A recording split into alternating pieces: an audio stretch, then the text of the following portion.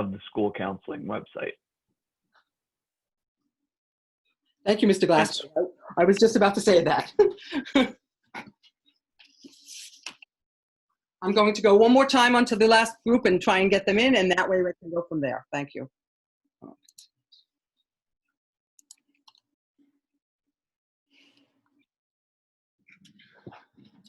Good morning. Please, I am posting in the chat a link. We have changed the site. Please log out of this meeting and log into the new meeting. Thank you. Okay. Good morning.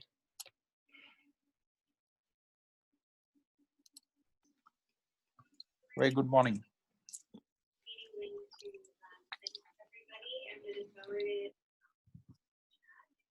Good morning, everyone. Okay, I'm Sue Nadel. I'm one of the college counselors. And basically we are going to speak today. I just have to admit all these people into the from the waiting room. Hold on a second.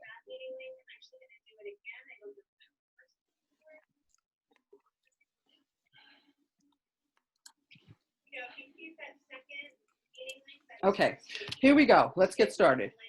I'm Sue Nadel. I'm one of the college counselors here at JP Stevens. I have been a college counselor and a counselor for many years, over 25 years of experience as a school counselor. Please use the chat feature if you like to, as I go through this presentation, please use the chat feature going forward. I also wanted to tell you this session is being recorded. I also would like to tell you that it will be posted shortly in the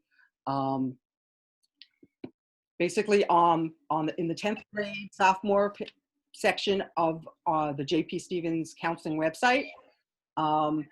Please be aware that please hold your questions, post them in the chat as we go forward. Let's get started, okay? I will have time for questions at the end. Okay. More people joining us as we go, so I have to just keep letting people in. Okay, here we go. So today we're going to be talking about, as sophomore parents and sophomore families, we have to basically talk about students' role in the process, your role as a parent. I have for you a tentative 4-year plan for you to use. Talk about life after high school, how to choose the right college for the student, for your child. We're going to talk about testing, a little bit about financial aid, and we're going to talk about some of the information that we have covered on our some of the services that we have available. So, tips to be successful in high school. Obviously, your sons and daughters should be taking challenging courses and challenging themselves to move forward, and but they shouldn't be in over their head.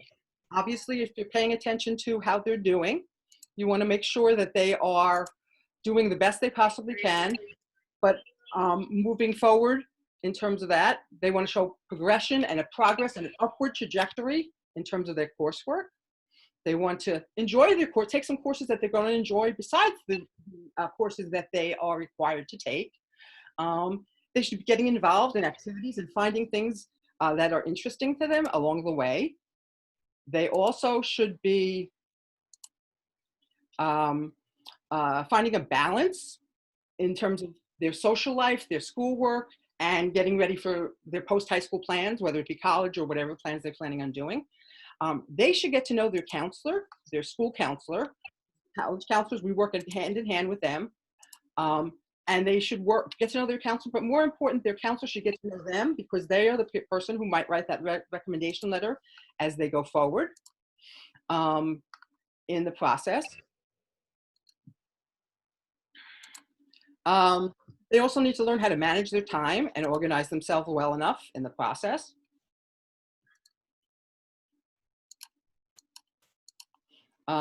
They also should explore possible career choices and things that they might want to do. and they need to do some research on what careers are involved and things they want to do, and they should be making a plan for their future. And it's not about making sure that they do everything. It's about making sure that they are happy, are doing what they love to do. Because if they're happy, guess what? You're going to be happy in that process. Here I like to just hold on one second. I'm just moving people in. Okay. This is just a humorous cartoon that if you remember when they were starting school in the first place, what that's like, and when they were ready to go to college, believe me, I have a son who just finished school, and I know what it was like when he wasn't there, when he went away to school. So for you, obviously, the most important thing is for you to keep those lines of communication open with your sons and daughters. You know, go with your parenting instincts. You know your sons and daughters. You know who they are. You know how they, whether or not they're doing well or not. And obviously, these are different times that we're living in right now with COVID and all of that. So a lot of virtual things going on.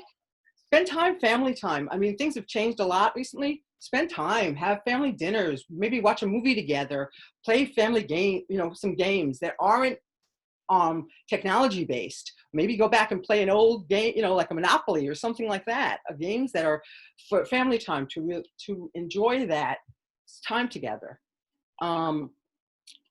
Find a balance. Help your son and daughter find that balance. Okay. Get to know who your son or daughter's friends are. Help them make good choices in the process. Also, you might want to, you want to support the classes and help them figure out how to manage their time more effectively. They're spending a lot of time on before COVID and everything being internet-based, they were spending a lot of time on social media and so forth. Help them manage their time, making sure they get their schoolwork done, but also have some time to relax and downtime as well. You want to attend, obviously, school activities along the way, show that you're interested in their futures. That's important. And obviously, you're already doing it by attending this meeting.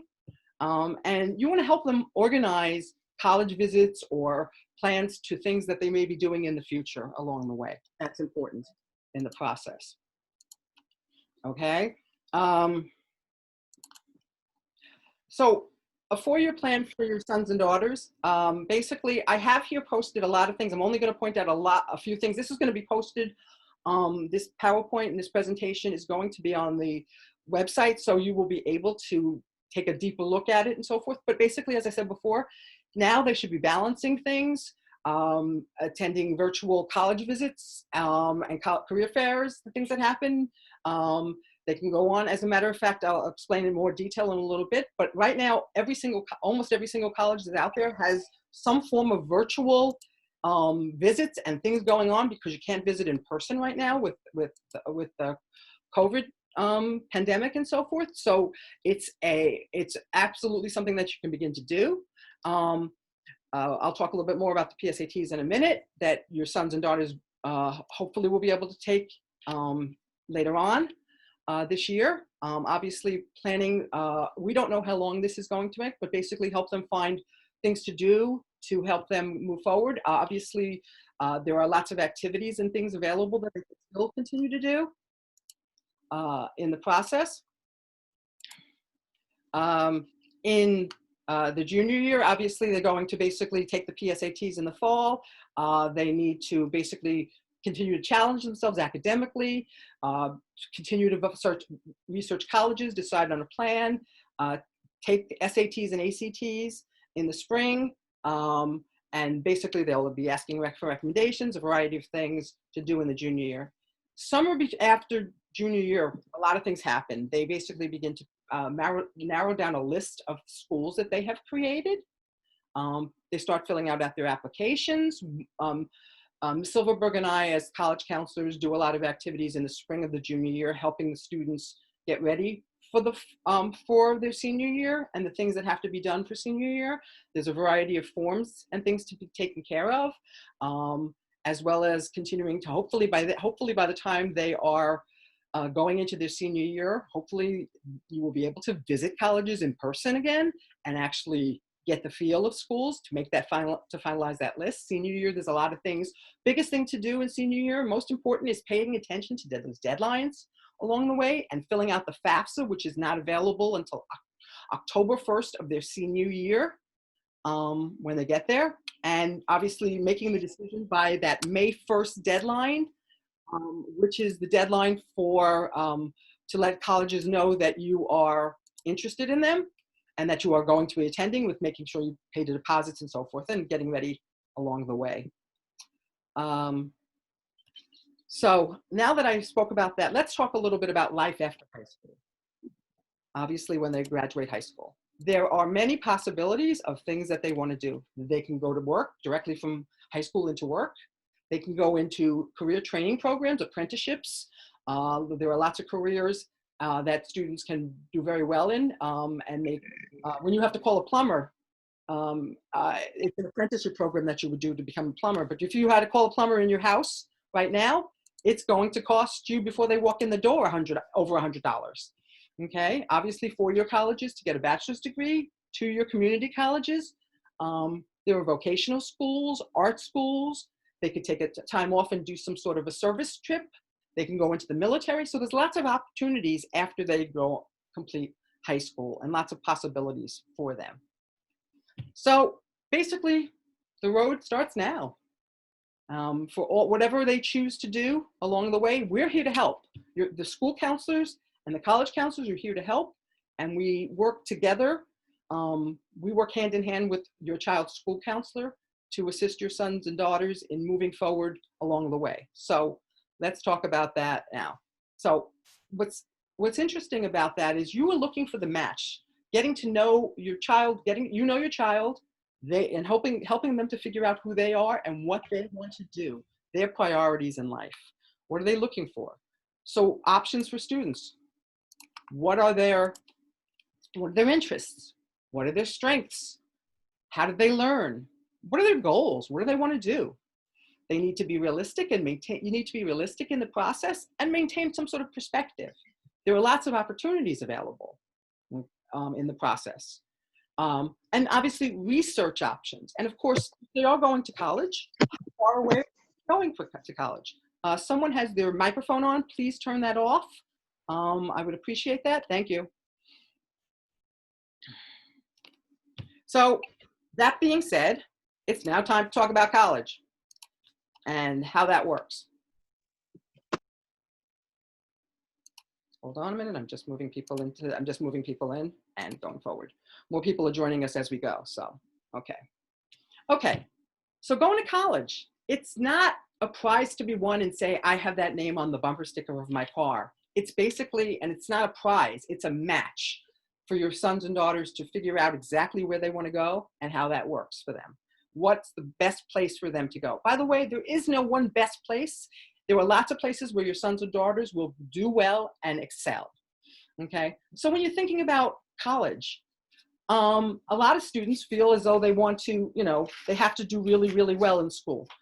Just as a little aside and a little piece of that, and you want to go where everyone else is going. Last year, I looked at the numbers and the statistics for last year. We had 168 students apply to New York University, NYU, in New York City. That's a large number of students. Not everybody's going to go there. Okay, we had 137 students apply to Northeastern, 108 to University of Michigan. Only 9 were admitted. Okay, Boston University. So there are over 4,000 colleges and universities in our country. That there are many, many schools that our students don't know about that would be phenomenal schools for them, great fits for your sons and daughters. One thing I like to think about with this is it good for your son to be a small fish in a big pond or a big fish in a small pond? Opportunities tend to be available when you're the big fish in the smaller pond. Being a small fish in a big pond, you might not have those extra opportunities. So it's something to think about in this process that might be worth looking at. So, an overview of colleges. There are 2-year community or junior colleges. There are 4-year bachelor's degree granting institutions that are colleges and universities. There are vocational and technical colleges and career colleges. And there are colleges that are specially focuses, like art schools and things like that, that are more focused on specific technique areas of study in terms of that. I do want to stop here and talk about community colleges, the value of community colleges for a second. In the process of going to colleges, community colleges offer vocational certificates, which are short-term, associate degrees that are terminal associate degrees that end, and that's the end of your education. There are transfer programs where you would then take that and transfer to the bachelor's degree institution, which is the four-year school, okay? So there's a variety of different options available to students who are at community colleges. Some of the advantages of community colleges, they are the cheapest way to go to school. You go to in the state of New Jersey, if you go to a community college, receive your Associate of Arts or Associate of Science degree, and transfer to a four-year school, you are guaranteed to you are guaranteed to have a spot at one of the four-year institutions in New Jersey. With that being said, can you please turn off your microphone? Whoever's got your microphone on, please. Please mute yourself. Thank you. With that being said, you will basically go in as a junior at the four-year institutions. So it would be 2 years plus another 2 years to complete the education. Community colleges tend to have smaller class sizes. There are no large lecture halls at the community colleges. There's a variety of educational goals that can be met there, depending upon whether a student just wants to learn a specific skill or moving on. And most community colleges, you do not have to take the SAT or ACT to get accepted. Almost all of them, you don't have to take that. In New Jersey, if you happen to be in the top 15% of the graduating class, there's a program called, it's a scholarship called NJ Stars. And also in the state of New Jersey, last year, about a year ago, there was a program that started that's called the New Jersey Community College Opportunity Grant. If your household income is less than $65,000, you can go to community college free. So that's something to think about in terms of saving money for transferring, especially if your son or daughter wants to go on to a four-year school and maybe even go on to graduate school and get a master's or a doctorate or something like that later on in terms of the education. Okay.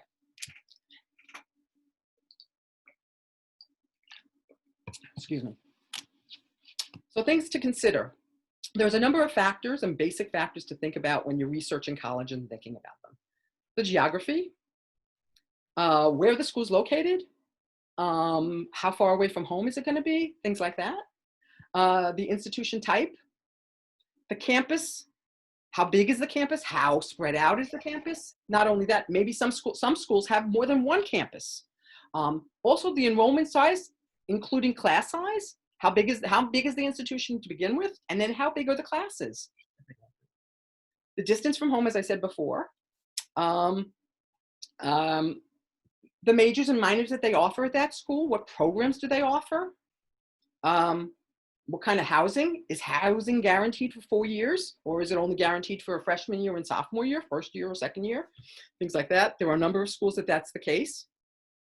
What kind of extracurricular activities do they have at that school? For example, say your son or daughter is involved. Not every college has a marching band, but your son and daughter loves marching band and wants to continue when they get on to college. That might be a factor. What's the social like there? Does your son or daughter want to get involved in fraternities and sororities for the social life? Because when you get to college, not all of your time is spent in the classroom. There's a lot more free time available to students when they get to college.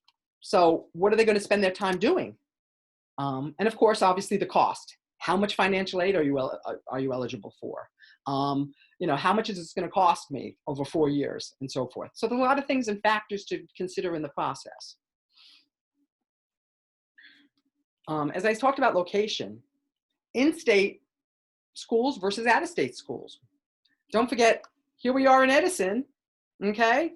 Are you willing to let your son or daughter be far away from home and go to schools in California? Maybe yes, maybe no, and that's fine. But things you need to consider in that process. If they're going to California or, Washington State or anywhere, Texas for that matter, how often are they going to be coming home? How often can you get to them? How quickly can you get to them if there's an emergency and you need to see them? Will they be coming home for Thanksgiving? You know, the break for the semester is shortly after that. How often will they be home? You know, coming back and forth, and then the cost involved in that when they go away far away from home. That's something. Are they independent enough for that kind of stuff?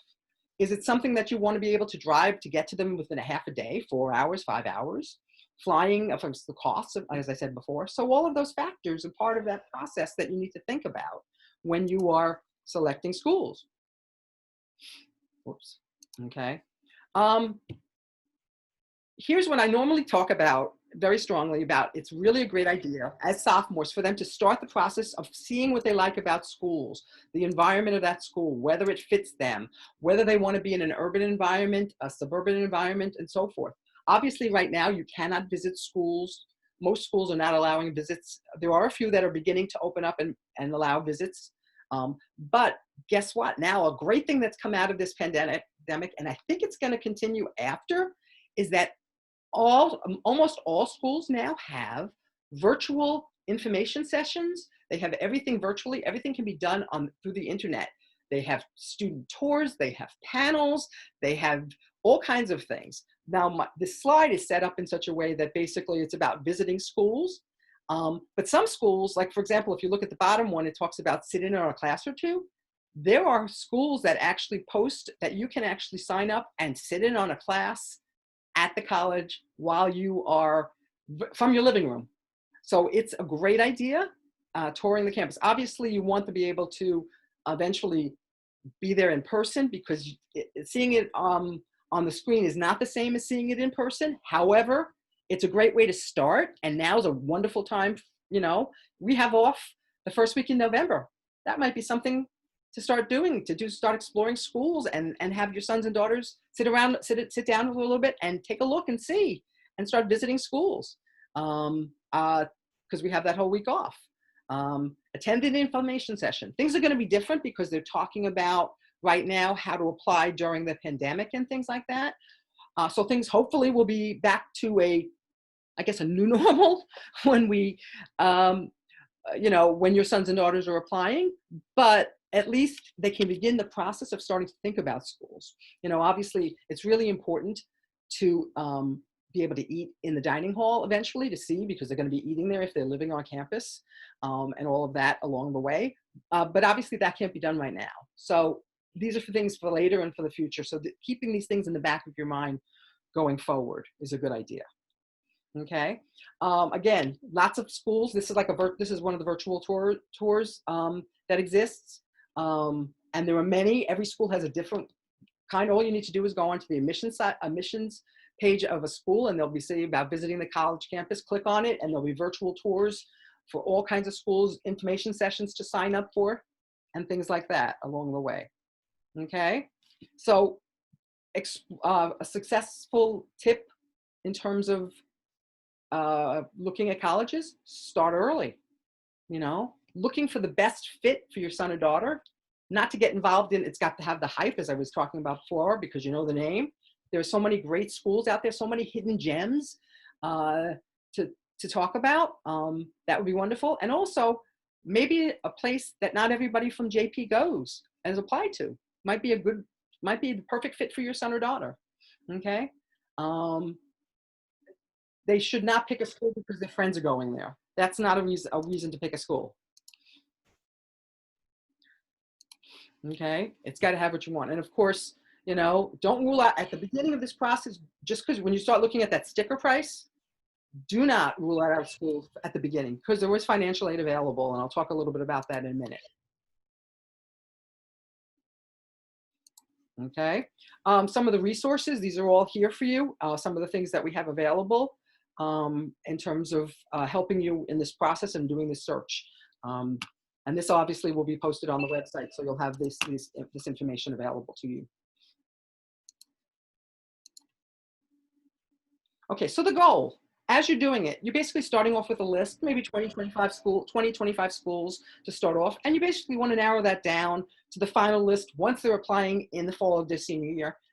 10 schools couple of schools that are below the numbers to get to, and I'll talk a little bit about all that. Schools that they are in that mid 50 percentile, they fit, it's a match for them based on their GPA and how they've done in school, and if they're using scores, how they've done on the scores, and basically one or two safety schools, schools that they are above the numbers, that they are pretty much going to be sure to get into. But when you're talking about those safety schools, you need to make sure that those schools are schools that they are willing to go to. Putting a school on the list and saying, yeah, I don't want to really go there, but I'll put it on because I know it's a safety school, is not a safety school. It's got to be a school that your son or daughter is willing to attend. So it's really important in that process to make sure that that's part of the fact. That factor is involved in the process. Okay. I'm going to talk a little bit about college testing and the whole process with regard to that. Now, obviously, under normal circumstances, your sons and daughters would have taken the SATs. Hold on one second. More people admitting. Okay. Your sons and daughters would have taken the PSATs in October. Unfortunately, because of the pandemic, we weren't able to. As of now, it may be offered in January. The administration's looking into it, so we don't know for sure whether that's going to be the case, but they are looking into the possibility of offering that to sophomores in January. The PSATs in junior year is a qualifying exam. The National Merit Scholarship, the PSATs is used as the qualifying exam for that, to see whether or not your sons and daughters qualify for the potential of getting that scholarship. It basically measures their math and English, and English abilities, their verbal and English verbal abilities. Okay.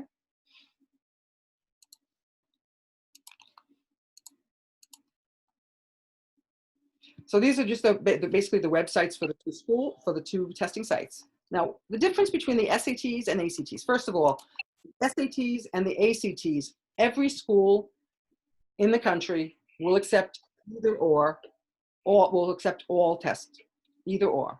Okay, so it doesn't matter. The difference between the two, the difference between the two testings, the two tests. The SATs basically deals with evidence-based reading and writing. It has for a reading test, writing, language skills, and math. Possible scores on each section of the two sections is possibly of an 800. The test is about 3 hours, plus if you take the optional essay, which, by the way, most colleges are no longer asking for. It's basically about 3 hours and 50 minutes. Okay, and there is no penalty for a wrong answer. Okay, the ACTs is basically more.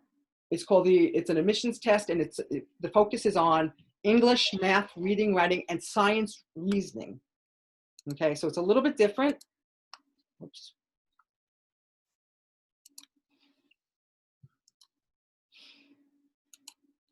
It's a little bit different in terms of what they require. The test is on a 1 to 36 composite score in each section, and you end up with a composite score for each section, and then you end up a section. It's about 3 hours and 40 sections, 3 hours test time with an additional 40 minutes for the optional writing component for the essay, and there is no penalty for guessing wrong. So basically the two tests are very similar. Again, as I said before, all schools will accept both. Okay, now, with the pandemic, I don't know if you've heard, if you have older children who have gone through this and so forth. Basically, this year, over 1,600 schools have used a situation where they are test optional and have variations of that. Whether that will continue, whether it's because a lot of the SATs and ACTs were canceled in the spring, and a lot of students didn't have the opportunity to take the tests. So over 1,600 colleges have actually gone to a test optional format where you do not have to submit your test scores.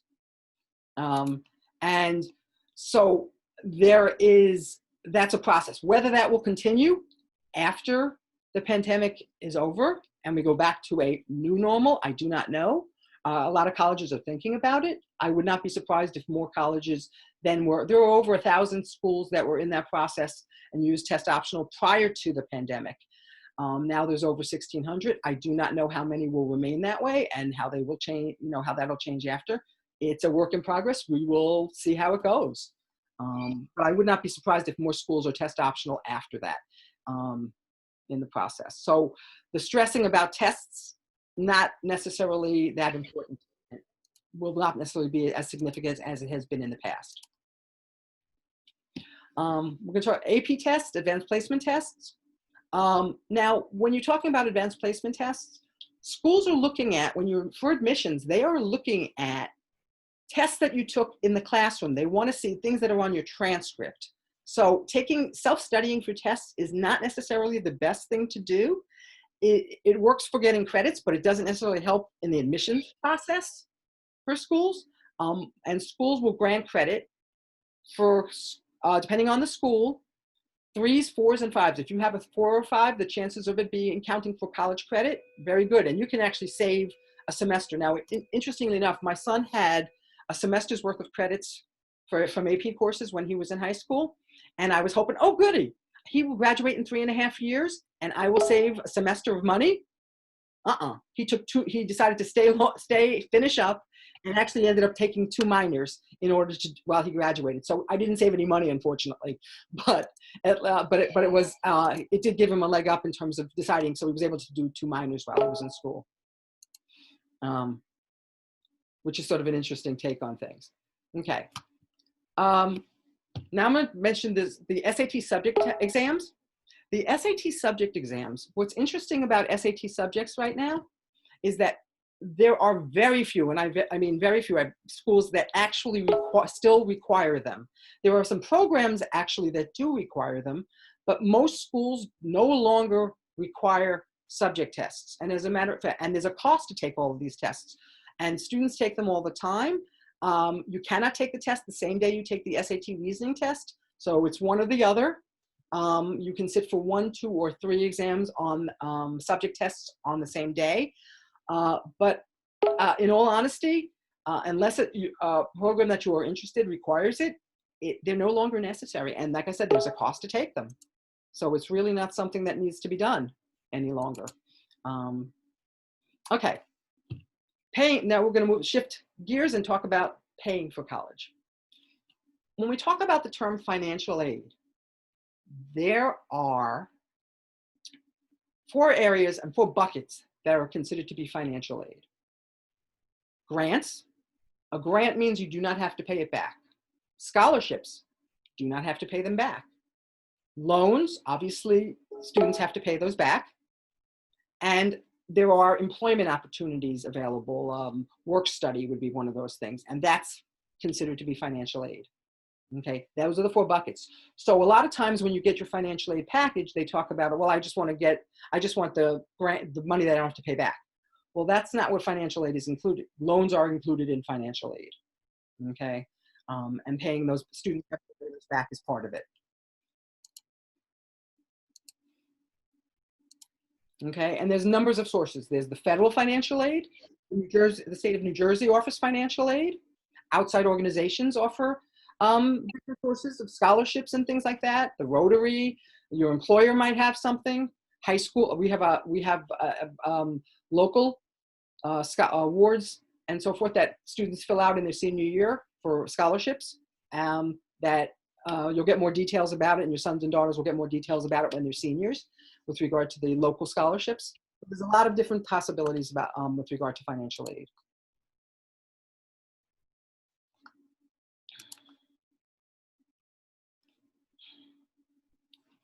Oops, I went the wrong way. Sorry. Okay. So now we're going to talk about different sources of how to get information and so forth, what we use. We use a system at the present time called Naviance.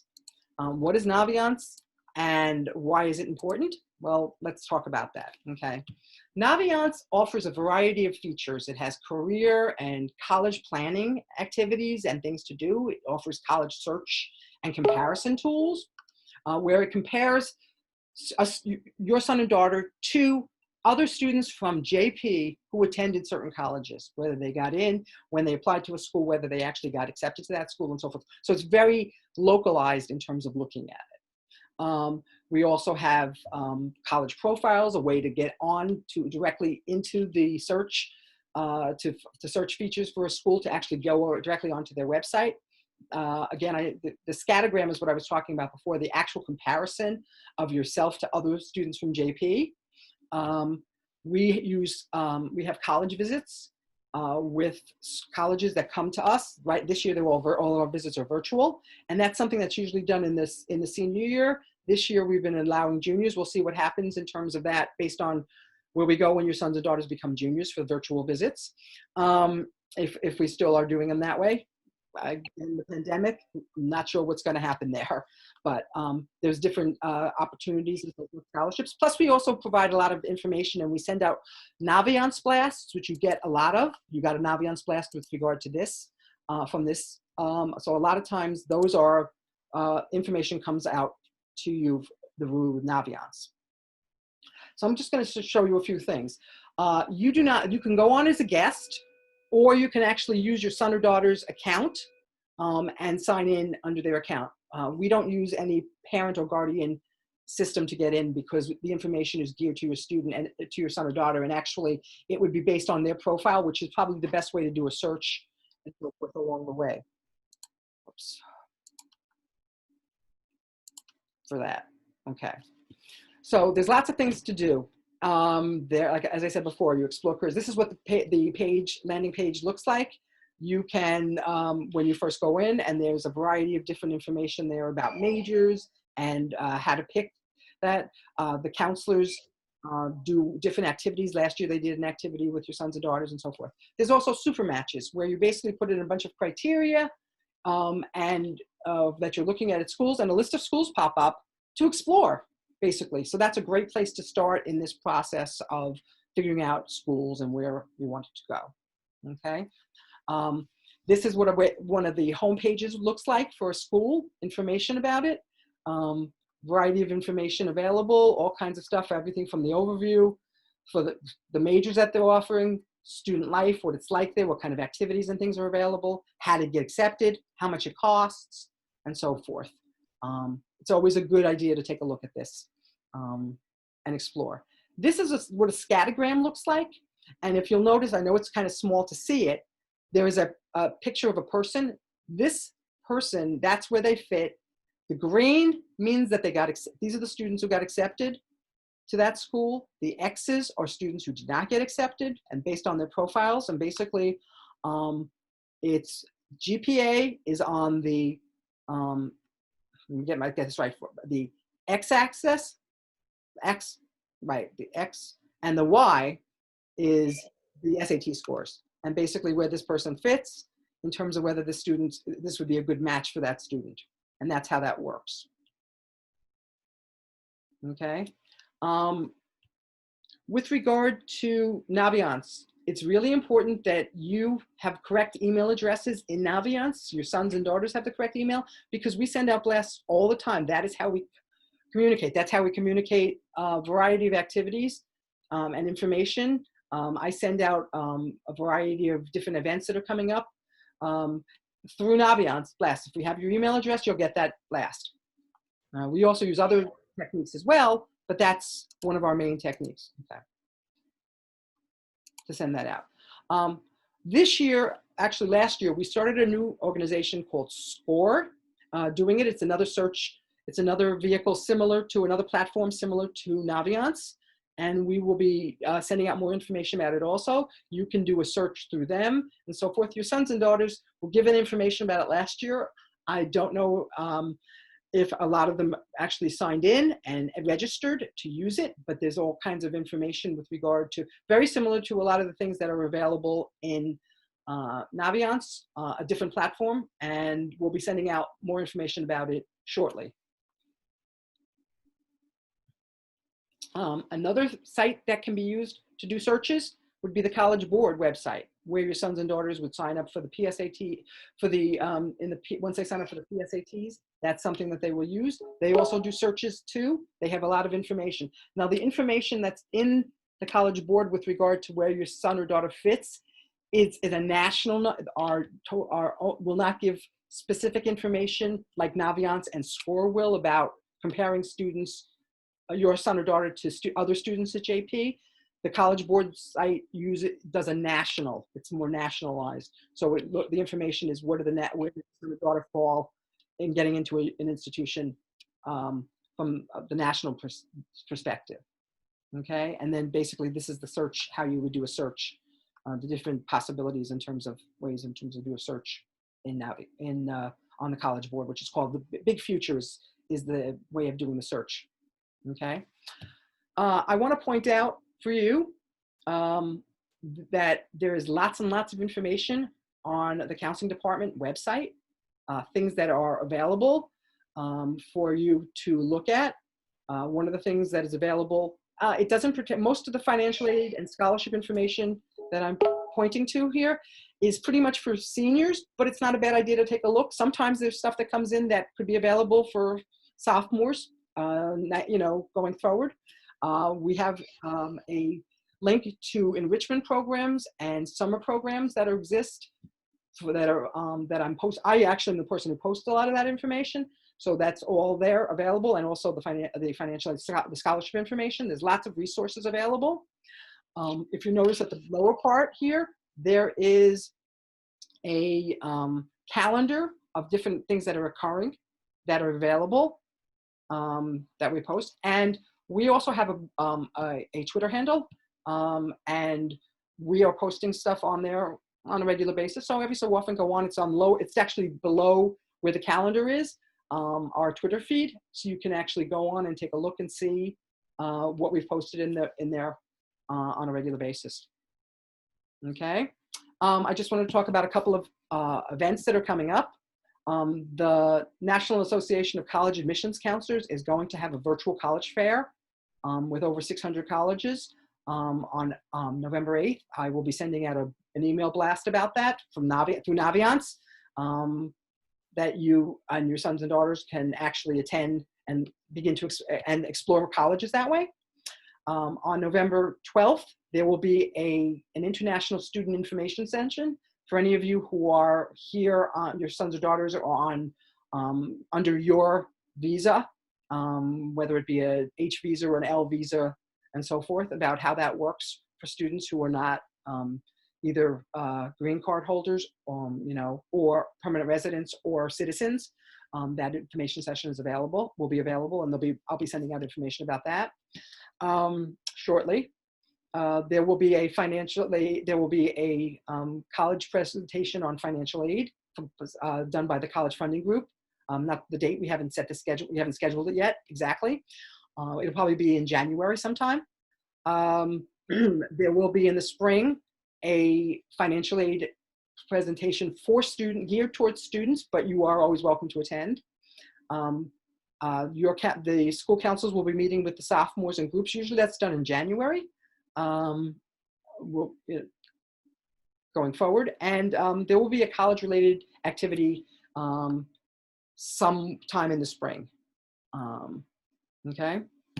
I guess I just wanted to point out as I finish up my presentation that remember, everyone has to follow their own path. Which one will your child choose? Working with you, working together, we're a team. Your son or daughter, yourself, you as parents, school counselors, college counselors, teachers, we're a community, we work together, helping your child to move on to whatever path they want to go for their future. And that being said, I want to thank you all for attending today. I'm sorry about the mix-up at the beginning. And I basically will now sort of open it up, and I'll go through the chat and look for questions. Basically, if you wanted to get in touch with me or myself or Ms. Silverberg, we are the two college counselors are available. Obviously, you can always reach out to your son or daughter's school counselor as well.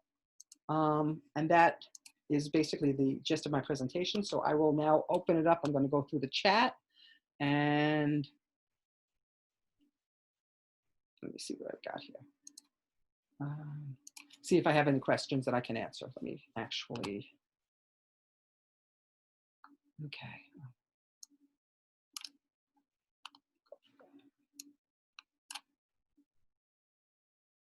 Okay.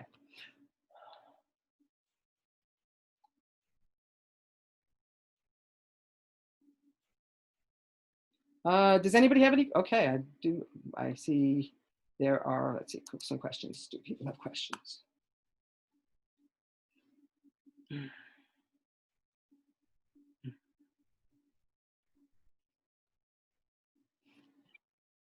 Okay, special considerations for athletes. Basically, um, there are, depending upon what kind of programs, whether your son or daughter is interested, we will basically give more information about that, working with the coaches, working with students about whether they are looking for Division 1, 2, or 3, and the qualifications for that. It's a lot, it's very detailed.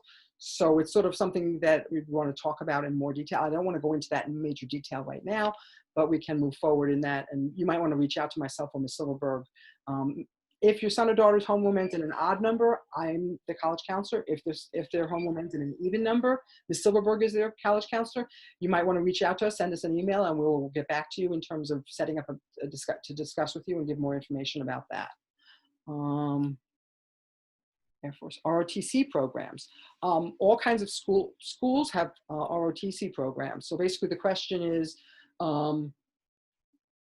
our Air Force ROTC program, an application in terms of that. There are numerous schools that have ROTC programs. You would have to go onto their website to discuss it with them about moving forward to apply for an ROTC program. Basically, if you are ROTC and you qualify for their scholarships, you can actually go to school for free. You are then committing yourself to a number of years serving in the military with that process. You also go in as an officer in that process. Basically, that you are going to classes. You also have to do, there's basically spending your summers going and doing drills and learning the process and basically spending time with the military, usually in the summer, and also mornings and so forth. You're scheduled, much more scheduled in terms of that. And we can give you more information about that as we go.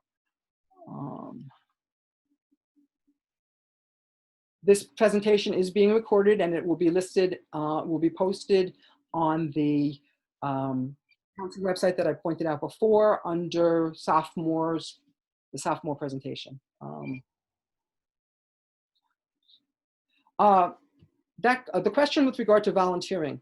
Volunteering is not a requirement for students to graduate from high schools in the state of New Jersey. Now, with that being said, doing volunteer work is helpful with regard to admission to college. How many hours of volunteering?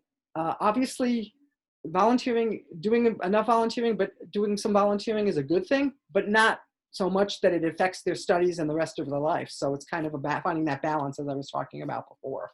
So there is no minimum number of volunteer hours specifically geared to that. What they can handle is probably the best thing, and that basically be something you would talk to them about in terms of what makes sense.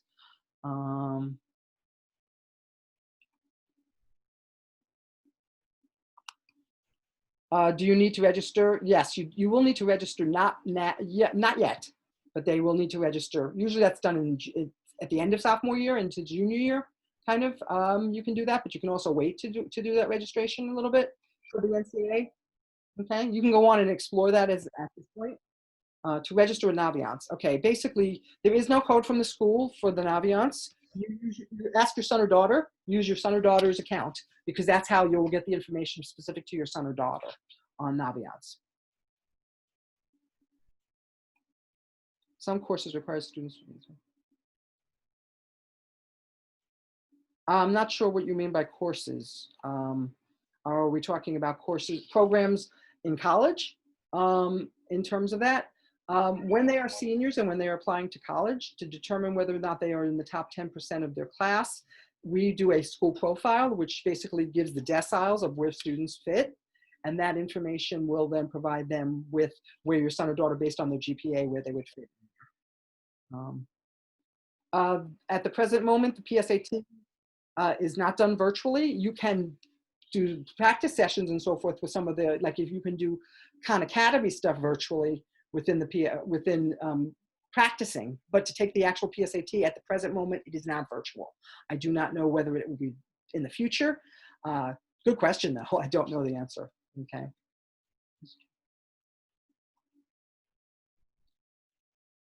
Um, I guess you're asking about if the PSATs or SATs are needed for merit scholarships. Actually, this year, a number of the schools, this is uncharted territory, a lot of this stuff.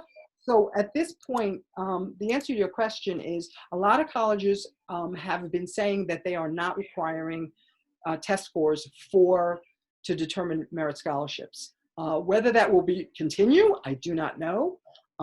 It's a work in progress. I think the schools will be determining that as they go along, whether they're even going to require testing or whether or not it's going to work once once we are in our new normal, for that matter.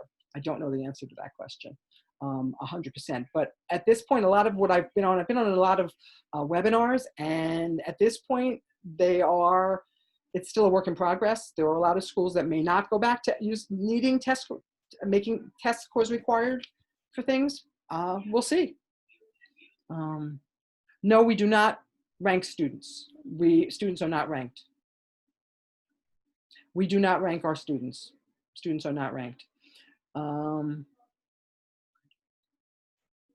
Criteria for every scholarship and grant is grants are basically based on income. Scholarships are based on merit or different things.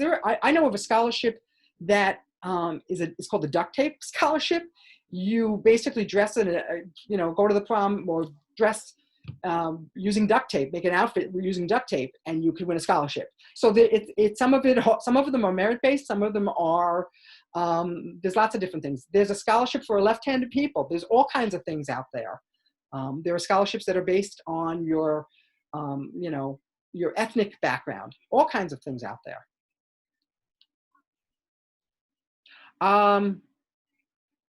There is no PSAT specific class for sophomores, no.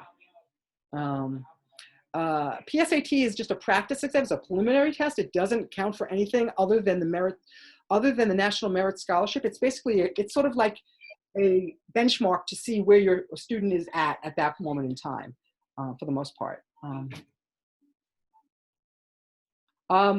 Good question about collecting volunteer hours during the pandemic. Basically, if I receive anything with regard to doing volunteer hours, there is a volunteering page on our website. If I get anything, I post it, and I put that information in so for students to take a look at and see if they can do some volunteering. If you would like to reach out to some of the places around and see whether they are doing things, volunteer work, remote volunteering, it's a great idea to take a look at, okay? Okay. College scholarship, a database. There are numerous databases. If you go onto our website with regard to the scholarships, there are numerous websites that you can actually sign into, register. Actually, your sons and daughters should do it, not you. Your sons and daughters should do it because it should be their information that gets put in to determine whether they would be eligible for certain scholarships. I will suggest in this process that they create a separate email account for scholarship information or for college information. And the reason for that is as soon as you register, you get emails every single day. One of them is called fastweb.com. And I know because I worked with my son and he was getting emails every day, constantly, about scholarship information and so forth. And later on, once you get to college, there's information about internships available there as well as part-time jobs. So it's actually a really good website. It's got a lot of information on it, but I would definitely highly recommend creating a separate email account for it because otherwise, as it is, we're getting enough emails these days. So that would be a good idea. Okay. It's basically JPS, I believe it's JPS parent, I believe is what it is. If you send me an email, I will double check that, but I believe that is the guest password in Naviance for the guests, to go in as a guest.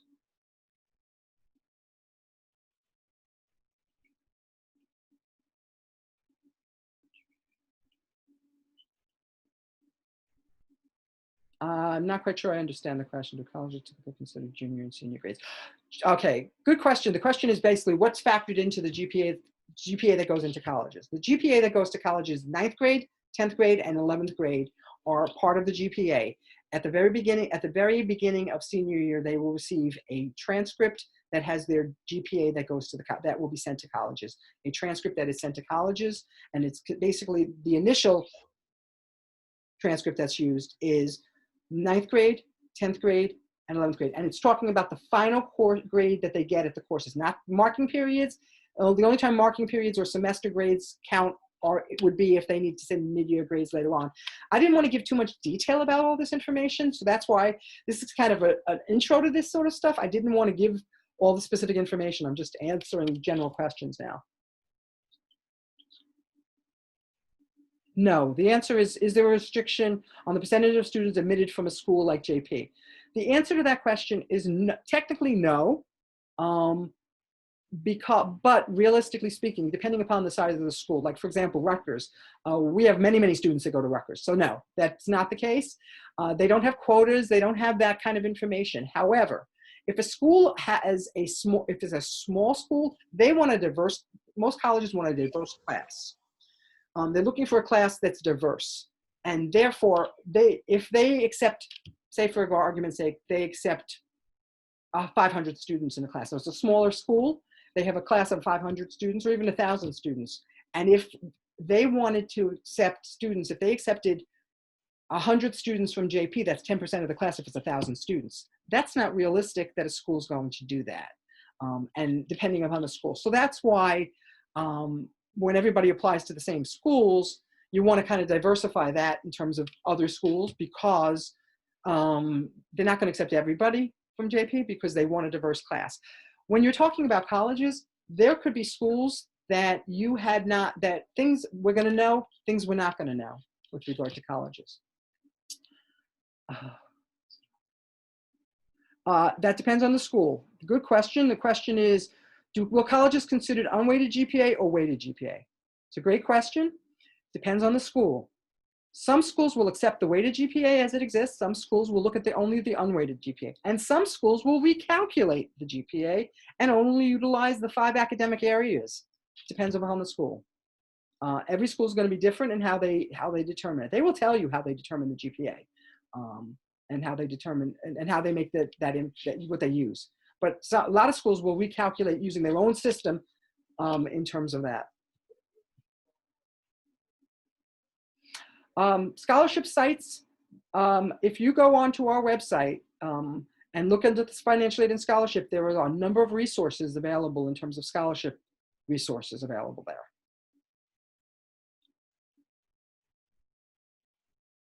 How are APs considered? Colleges are looking at the rigor of a student's schedule.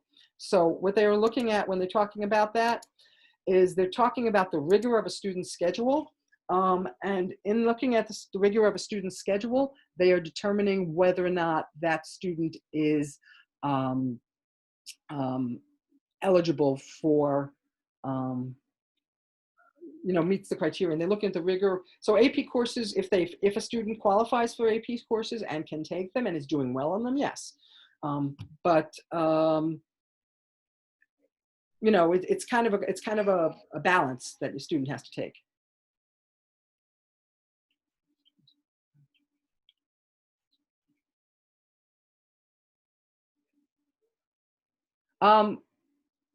Patrick, please send me a separate, I'm not quite sure what the question is. Please send me an email and I'll try to help you with that. I don't know the answer. I'm not quite sure what you need, what you're asking me.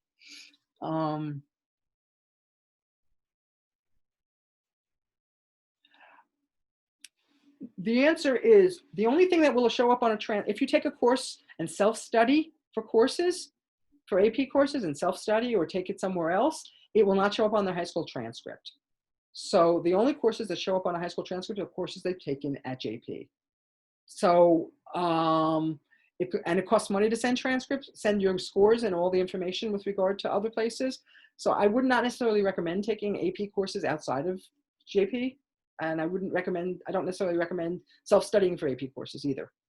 By the way, just as an aside, the Ivy League schools, or the 8 Ivy League schools that exist, and a lot of the highly competitive colleges do not accept, they want you to take the AP courses, but they don't accept them for credits. State schools tend to do that, and some private schools will accept them for credits to advance, but other schools, the Ivy Leagues do not, and very competitive schools do not. Recommendation letters, that's something, a lot of the questions you're asking me are things that we will get to along the way. This is more of an introduction. I know you have lots and lots of questions. That's later on. The process for recommendation letters is later on. It's not done until junior year.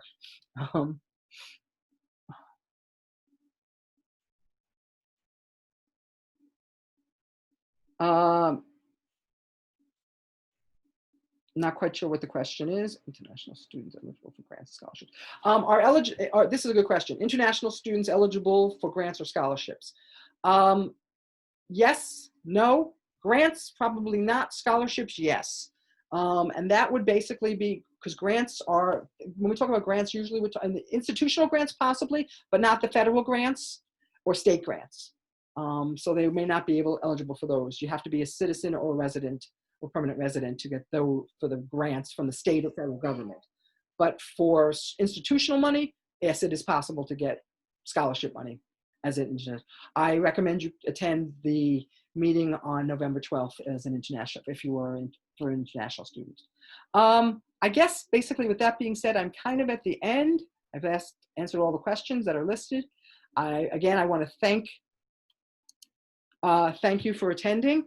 If you have an opportunity to complete the survey for us, that would be great. And again, I apologize for what happened at the very beginning and the mix-up. Have a great day and take care.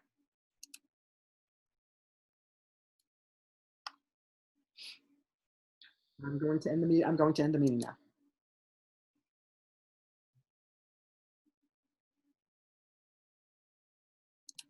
Thank you. You're welcome. Have a great day now. Bye-bye. Bye.